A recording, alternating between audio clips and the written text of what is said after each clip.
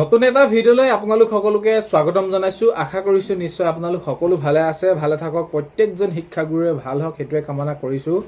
এতিয়া বিষয়টো হৈছে প্ৰাদেশিকৰণ, বিদ্যালয় প্ৰাদেশিকৰণ কেতিয়ালৈ কি হ'বগৈ আৰু এই বিষয়টো কেতিয়া কিমান আগবাঢ়িছে আৰু ইয়াৰ বিষয়টোলৈ কি কেনেদৰে কোনসমূহ বিদ্যালয় পৰিব, এই বিষয়খিনি আচলতে প্ৰকৃততে আপোনালোকে সকলোখিনি কথা অৱগত হয় যদিও বহুতো শিক্ষাগুৰুৱে জানিব বিচাৰি আছে আৰু এই বিষয়টো কিমানখিনিলৈ আগবাঢ়িছে, অতি সোনকালে কৰিব নকৰিব, এই বিষয়খিনি সকলোখিনি কথা আজিৰ এই ভিডিঅ'ৰ জৰিয়তে আপোনালোকক জনাব গৈ আছোঁ। ভিডিঅ'টো আপোনালোকে শেষৰলৈকে চাব বুলি আশা কৰে। শেষত আপোনালোকৰ মন্তব্য কমেণ্টৰ জৰিয়তে জনাব আৰু এইখিনিতে মই ভিডিঅ'বিলাকত সদায় কোৱাৰ দৰে চেনেলটোলৈ আপোনালোক যিসকল নতুনকৈ আহিছে চেনেলটো ছাবস্ক্ৰাইব কৰাৰ লগতে কাষতে থকা বেল আইকনটো প্ৰেছ কৰি অল কৰি থ'ব, যাতে নতুন এটা ভিডিঅ' দিয়াৰ লগে লগে আপোনালোকে আগতীয়াকৈ চাবলৈ পায়। যদি ভিডিঅ'টো চাই ভাল পায় লাইক এটা কৰি দিব আৰু শ্বেয়াৰ কৰি দিব বুলি আশা কৰিলোঁ, যিহেতু মই আপোনালোকৰ বাবে যিটো আপোনালোকে বিচাৰিছিলে প্ৰকৃত যিটো তথ্য সেইটো দিবলৈ আপোনালোকক বিচাৰোঁ আৰু ছাবস্ক্ৰাইব কৰাৰ বিনিময়ত আপোনালোকক মইতো সেইটো জনোৱাৰ মোৰ দায়িত্ব আৰু কৰ্তব্য।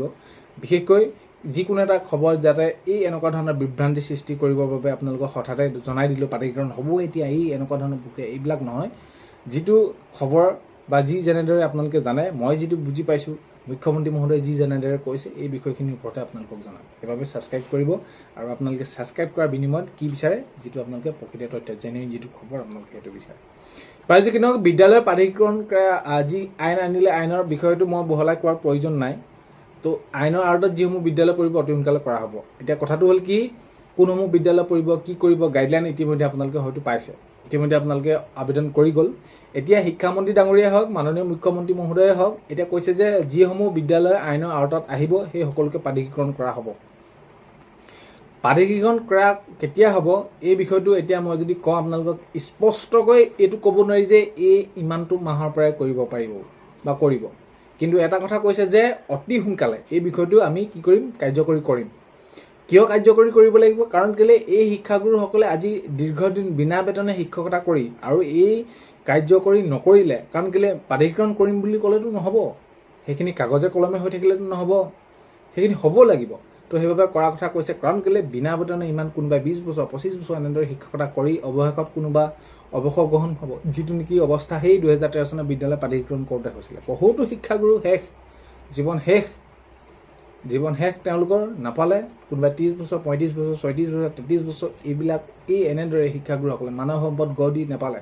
তো এই হেতুকে, কাৰণ কেলৈ এই 5 বছৰৰ ভিতৰত যদি এই প্ৰাদেশিকৰণ কৰিম বুলি হয়তো শেষৰ ফালে লৈ যায়, তেতিয়াতো এনে বহুতো শিক্ষাগুৰু অৱসৰ গ্ৰহণ কৰিব।